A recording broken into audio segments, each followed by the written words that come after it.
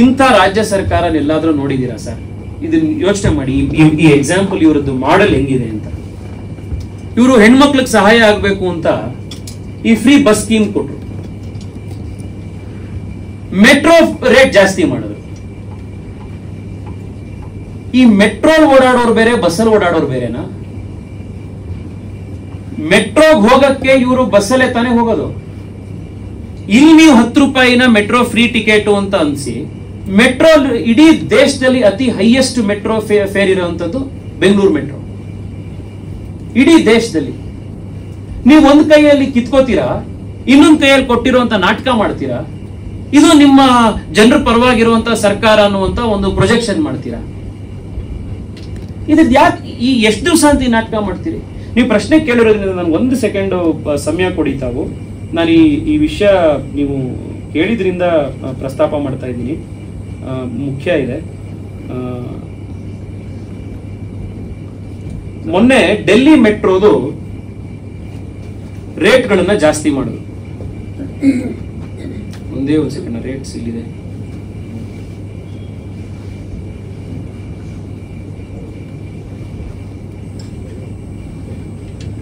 ಹಾ,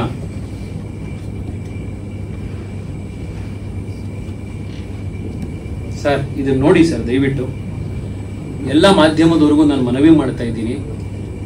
ಪ್ರತಿ ದಿವಸ ಬೆಂಗಳೂರಿನಲ್ಲಿ 10 ಲಕ್ಷ ಜನ ಮೆಟ್ರೋಲ್ ಓಡಾಡ್ತಾರೆ. ಸಾಮಾನ್ಯ ಜನ ಓಡಾಡುವಂಥದ್ದು ಮೆಟ್ರೋಲ್. ಗಾರ್ಮೆಂಟ್ ಅಲ್ಲಿ ಕೆಲಸ ಮಾಡುವಂಥವ್ರು, IT ಕೆಲಸ ಮಾಡುವಂಥವ್ರು, ಹೋಟೆಲ್ ಅಲ್ಲಿ ಕೆಲಸ ಮಾಡುವಂಥವ್ರು, ಸಾಮಾನ್ಯ ಜನ. ಇಂಥವ್ರ ಮೆಟ್ರೋ ದರನ 136% ಏರಿಸಿದ್ರು ನಮ್ಮ ರಾಜ್ಯ ಸರ್ಕಾರ. 136%. ಮೊನ್ನೆ ಡೆಲ್ಲಿ ಮೆಟ್ರೋನು ಕೂಡ ಮೆಟ್ರೋ ದರ ಜಾಸ್ತಿ ಆಯಿತು. 0 ಇಂದ 2 ಕಿಲೋಮೀಟರ್ 10 ರೂಪಾಯಿ ಇದ್ದಂತಹ ದರ 11 ರೂಪಾಯಿಗೆ ಏರಿಸಿದ್ರು ಡೆಲ್ಲಿ ಮೆಟ್ರೋಲಿ. 2 ರಿಂದ 5 ಕಿಲೋಮೀಟರ್ ಇದ್ದಂತಹ ದರ 20 ರೂಪಾಯಿ ಇದ್ದಿದ್ದು 21 ರೂಪಾಯಿಗೆ ಏರಿಸಿದ್ರು. 5 ರಿಂದ 12 ಕಿಲೋಮೀಟರ್ ಇದ್ದಿತ್ತು 30 ರೂಪಾಯಿ ಇದ್ದಿದ್ದು 32 ರೂಪಾಯಿ ಮಾಡಿದ್ರು. 21 ಕಿಲೋಮೀಟರ್ ವರೆಗೆ 40 ರೂಪಾಯಿ ಇದ್ದಿದ್ದು 43 ರೂಪಾಯಿ ಮಾಡಿದ್ರು. ಅಪ್ ಟು 32 ಕಿಲೋಮೀಟರ್ಸ್ 50 ರೂಪಾಯಿ ಇದ್ದಿದ್ದು 54 ರೂಪಾಯಿ ಮಾಡಿದ್ರು. 32 ಕಿಲೋಮೀಟರ್ ಮೇಲೆ 60 ರೂಪಾಯಿ ಇದ್ದಿದ್ದು 64 ರೂಪಾಯಿ ಮಾಡಿದ್ರು. ಮಿನಿಮಮ್ ಇನ್ಕ್ರೀಸ್ ಆಗಿರೋದು 1 ರೂಪೀಸ್, ಮ್ಯಾಕ್ಸಿಮಮ್ ಇನ್ಕ್ರೀಸ್ ಆಗಿರೋದು 4 ರೂಪೀಸ್, 4 ರೂಪಾಯಿ.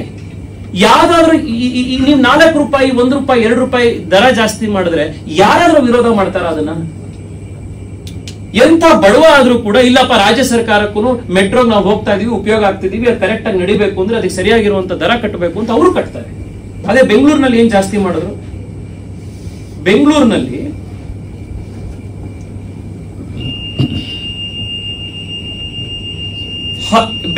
ನೋಡಿ 10 ರಿಂದ 15 ಕಿಲೋಮೀಟರ್ ಹೋಗೋದಕ್ಕೆ 60 ರೂಪಾಯಿ,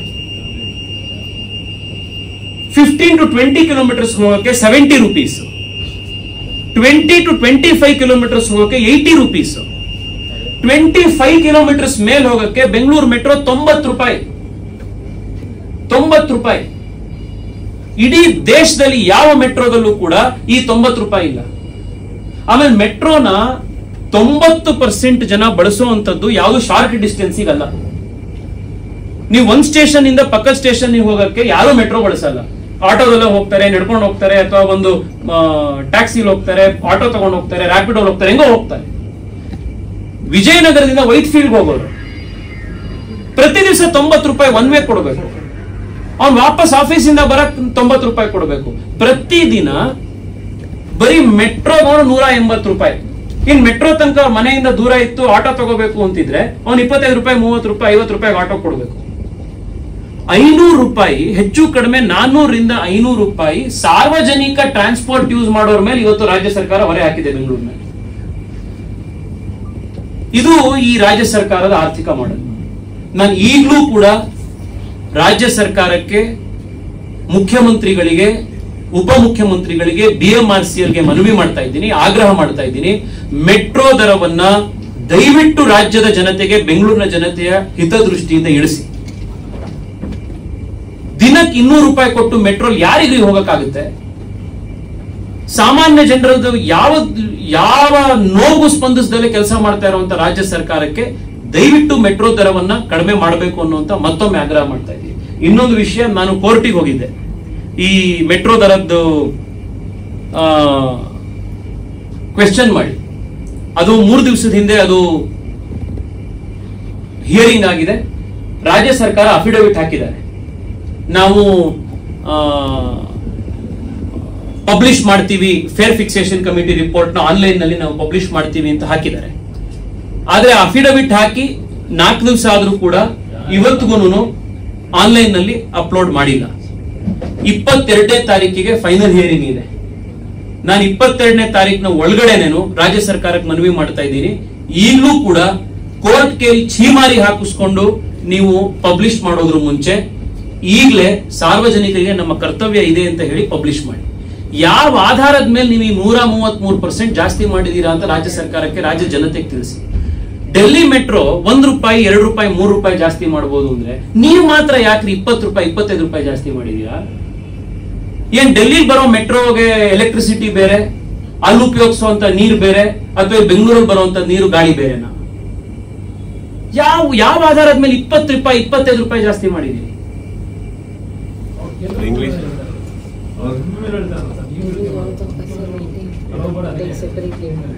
ಮಾನ್ಯ ಮುಖ್ಯಮಂತ್ರಿಗಳಿಗೆ ನಾನು ಹಿಂದೆನೂ ಕೇಳಿದ್ದೀನಿ, ಅವರನ್ನ ನಾವೆಲ್ಲ ನಿಯೋಗ ಹೋಗಿ ಭೇಟಿ ಮಾಡಿದಾಗಲೂ ನಾನು ಮುಖ್ಯಮಂತ್ರಿಗಳಿಗೆ ಹೇಳಿದ್ದೆ, metro fair fixation, metro operation ಕೇವಲ ರಾಜ್ಯ ಸರ್ಕಾರದ ನಿರ್ಧಾರ. ಇವರೇ ಶಿಫಾರಸ್ ಮಾಡಿದ್ದು, ಆ ಪತ್ರಗಳಿದೆ. ರಾಜ್ಯ ಸರ್ಕಾರದ ಅಧಿಕಾರಿಗಳು BMRCL MD ಅಂಜುಮ್ ಪರ್ವೇಜ್ ಅವರಿದ್ದಾಗ, ಅಜಯ್ ಸೇಠ್ ಅವರಿದ್ದಾಗ, ಮುಂಚೆ ಮಹೇಶ್ವರ ರಾವ್ ಅವರಿದ್ದಾಗ ರಾಜ್ಯ ಸರ್ಕಾರದಿಂದನೇ ಅವ್ರಿಗೆ ತಾಕೀತ್ ಮಾಡಿ ಫೇರ್ ಫಿಕ್ಸೇಷನ್ ಕಮಿಟಿ ಮಾಡಿ ದರವನ್ನು ಪರಿಷ್ಕರಣೆ ಮಾಡಿ ಅಂತ ಇವರೇ ತಾಕೀತ್ ಮಾಡಿದ್ದು, ಇವರೇ ಅದನ್ನ ಜಾಸ್ತಿ ಮಾಡಿಸಿದ್ದು. ಸರಿ, ಇವ್ರು ಫೇರ್ ಫಿಕ್ಸೇಷನ್ ಕಮಿಟಿ ರಿಪೋರ್ಟ್ ಮಾಡಿದ್ರಲ್ಲಪ್ಪ, ಇವರೆಲ್ಲ 2-3 ದೇಶ ವಿದೇಶ ಪ್ರವಾಸ ಮಾಡ್ಕೊಂಡ್ ಬಂದ್ರು, ಬೇರೆ ಬೇರೆ ದೇಶಗಳಲ್ಲಿ ಯಾವ ರೀತಿ ಮೆಟ್ರೋಗಳೆಲ್ಲ ಕೆಲಸ ಮಾಡ್ತಾ ಇದೆ, ದರಗಳು ಹೇಗಿದೆ ಅಂತ ಎಲ್ಲ ಚೆಕ್ ಮಾಡ್ಕೊಂಡ್ ಬಂದ್ರು. ಈಗ ನಮಗೂ ಸಹಜವಾಗಿ ಕುತೂಹಲ ಇದೆಯಲ್ಲ, ಆ ದೇಶಗಳಲ್ಲೆಲ್ಲ ಇವ್ರು ಏನಂತ ಜ್ಞಾನಾರ್ಜನೆ ಮಾಡ್ಕೊಂಡು ಅಧ್ಯಯನ ಮಾಡ್ಕೊಂಡು ಬಂದ್ರು ಅಂತ ಸಾರ್ವಜನಿಕರಿಗೆ ತಿಳಿಸಿ ಅಂತ. ಫೇರ್ ಫಿಕ್ಸೇಷನ್ ರಿಪೋರ್ಟ್ ಪಬ್ಲಿಕ್ ಮಾಡಲ್ವಲ್ಲ ಇವರು.